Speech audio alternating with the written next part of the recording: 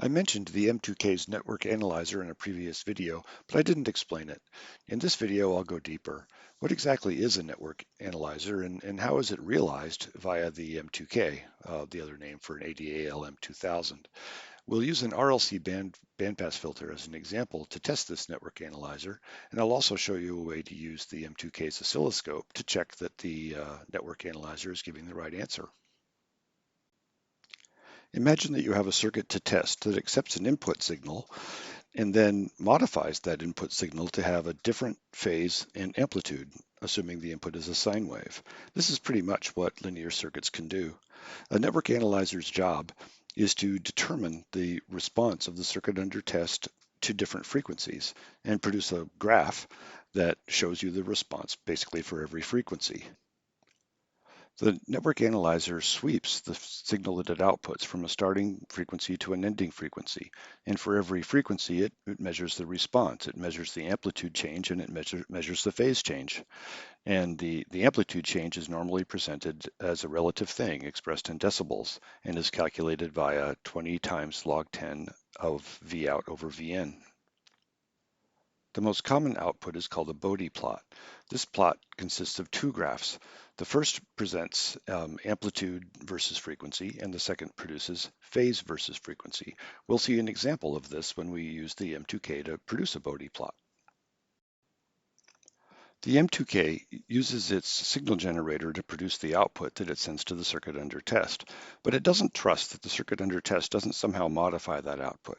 So it expects that its analog input 1 is also connected to the output, and that way it can read exactly what the circuit under test saw as its input and use that as the reference. It also uses its analog 2 to receive the signal from the circuit under test. And these are the two signals, 1 plus and 2 plus, that it compares to see the amplitude and the phase difference. So when you're using the M2K network analyzer, you're expected to connect 1 plus to the W1 pin, and then 2 plus to the output of the circuit under test, and finally 1 minus, 2 minus, and ground all connect to the circuit ground. With those connections, you're ready to use the M2K network analyzer to produce a Bode plot. The circuit we'll test is an LRC bandpass filter. It's called that because it's built from an inductor, the L, a resistor, the R, and a capacitor, the C. A bandpass filter's job is to allow signals within a certain frequency range to pass while attenuating signals or frequencies that are outside that frequency range. The center of the frequency range that the bandpass filter allows to pass is the resonant frequency of the circuit. The M2K signal generator serves as the source of the signal that goes into the LRC bandpass filter via R1. So you're expected to connect the M2K W1 pin and also the 1 plus pin as the input, that goes into the resistor R1 in the diagram. And then the output of the circuit is 2 plus, is where you connect 2 plus. 1 minus, 2 minus, and ground should be connected to the circuit ground. And in addition, we'll connect my Siglent oscilloscope so we can watch what the network analyzer does as it's busy analyzing. So we'll connect that scope's channel 1 to the input and also its ground to the ground.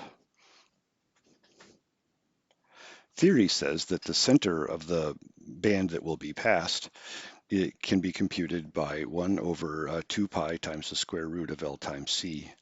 Of course, this is in an ideal circuit, and there's a little bit of variation in the real world. The resistor value controls essentially the width of the band that's allowed to pass. If you use a large value of R1, that band is narrow. So the bandpass filter allows only a narrow range of frequencies to pass. If you use a smaller value of R1, then it's a larger range that is allowed to pass. And a measure of this is something called Q. Here's a picture of the circuit that we're going to test. I didn't include the Siglent oscilloscope connections just to reduce clutter. The fact that such a simple circuit can act as a bandpass filter really shows the magic of inductors. So let's get going. We'll set the M2K's network analyzer to use a span from 15 to 40 kilohertz, and we'll set its input amplitude to 10 volts peak to peak. And we'll just hit single to have it go through one full sweep of that frequency range and get the results. Here we go. One thing the M2K network analyzer is not is fast. Sweeping from the beginning to the ending frequency is going to take a while. You can see that it's doing it. It's on the lower right, you see the output from Scopy, and the graph is being produced from left to right, from the lower frequency to the higher frequency. What's in the upper left is the Siglent oscilloscope. So the yellow is the input to the LRC filter, and the purple is the output. As the sweep proceeds, you'll be able to see the yellow signal sort of getting scrunched together as the frequency increases. You can probably also read the frequency that the Siglent is measuring. As we get closer to the resonant point, the output, the purple in the signalant is going to get larger and is also going to get more in phase with the input. So you can watch that as the scan progresses, as the sweep progresses. The signalant is not triggering very well because this is a constantly changing signal. The M2K is producing an output at a certain frequency, stopping and then starting again with an output of a new frequency. And that's kind of a challenge for oscilloscope triggering logic. So that's why it's bouncing around the way it is, but I still think you can see it.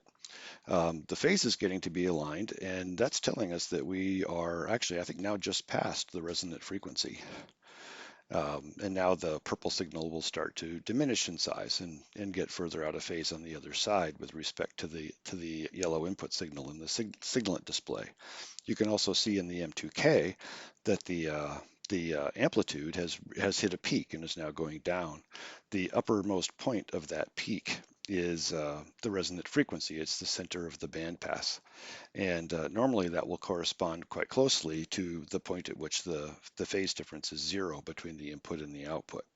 We saw that, or you could scroll back and see that in the signalant oscilloscope output.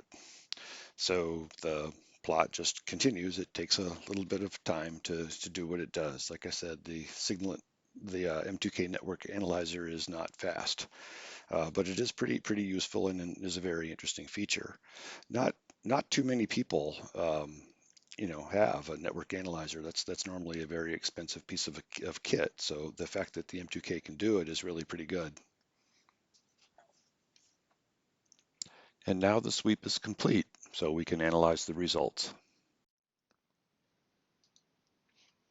We can use the cursors to analyze our results, but first let's reduce clutter by getting this out of the way, and then we'll activate the cursors. And so we'll just grab one of them, it doesn't really matter which, and move it to the peak of the amplitude graph. And it looks like it's right around there. And that was cursor 1, it looks like. So you can see it, the numbers in the upper left change as I move the cursor, so I can identify that as being cursor 1. And so the peaks around there, and as we expected, it corresponds in the phase graph below here to a phase change of about 0, again as we expect. And so this amplitude that it's showing, the minus 25.59 dB, is indicating that this LRC filter, this bandpass filter, is actually having quite severe attenuation. So even at the point at which it attenuates the input signal the least, it's attenuating by quite a lot, more than 25 dB. And so a different filter design might be desirable, but the goal here is to just use the tool to analyze the filter, and that's what we're doing. And so we found the resonant frequency, the center frequency, the peak frequency, and then as you move away from that frequency, the attenuation increases. That's what a bandpass filter is supposed to do. We can also use the cursors to calculate that Q factor, which is a measure of the sharpness of the central peak. And so the way we do that is use another cursor and move it until we see a delta magnitude on the upper left there of about -3. It's kind of as close as we can conveniently get. Takes a little doing. All right, that's close enough, minus 3.06 dB. And now we note the frequency here to the left of the peak, and we'll write that down as 23.29 kilohertz. And then we kind of do the same thing to the other side of the peak. So we look for a delta magnitude of about 3 dB, as close as we can get. That's good enough. And we see the frequency on the right is 26.41 kilohertz. And now we just have to do some math. Essentially, we subtract. We say 26.41 minus 23.29, and that's the delta frequency. And then you take the center frequency and divide it by that. So let me pause and do that math. The result I get is a Q of 8. So again, that's the center frequency, about 24.85 kilohertz, divided by the change in frequency from the minus 3 dB point on the right minus the minus 3 dB point on the left. So basically 24.85 divided by open paren 26.41 minus 23.29 close paren, and you get a Q of about 8. And that is what it is. Is that good or bad? It depends on what you're trying to accomplish. One thing that's true is we could decrease the attenuation by using a smaller R1 value. This is actually with an R1 of about 100 kilohertz. Oh, excuse me, 100 kiloohms.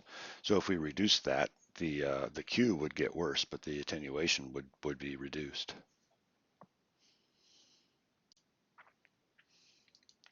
So let's change the network to use a 10K resistor and see what the difference is. One handy feature of Scopy is that we can make a snapshot of the result that we just analyzed, and then that will stay if we do another run, so we can compare the two. A run with R1 of about 10K is complete, and you can see the new curve up here is showing much less attenuation than the curve that we did with a 100K R1, and that's as expected. But we'd also expect that the peak is less sharp. So we could use the cursors again to kind of get a quick idea of that. So as we expect, the peak is in about the same place, so I'll leave that alone. And so we see the center frequency of 24.85 like we had before. And now let's look at the right frequency. So I move it until I find a 3 dB difference. And get that as close as I can. That's close. That's quite close. And so now the right frequency, the frequency to the right of the point is 27.14 kilohertz, whereas previously it was 26.41. So the sharpness of the peak of the sort of the selectivity of the bandpass filter has been reduced, but not by that much. Well, actually less than theory might predict, but that's what the tool is showing us. And again, maybe we don't have the best bandpass filter here, but the tool is doing a good job of showing us what its characteristics are. How can we be sure that the M2K network analyzer is correct? We could pick a point on the amplitude graph in the Bode plot and use the oscilloscope to double check it. Let's use, say, 30 kilohertz. The attenuation at 30 kilohertz is 35.84 dB. Set the signal generator to generate a 10-volt peak-to-peak sine wave at 30 kilohertz. Next, go to the oscilloscope and adjust so that we have a good view of both the input and the output signals, and turn on measurement so we can have Scopy measure the amplitude of both the input and the output signals. The signal is not noisy, so we can use peak-to-peak voltage values for the input and the output. We see that the output is 162.3 millivolts and the input is 9.99 volts.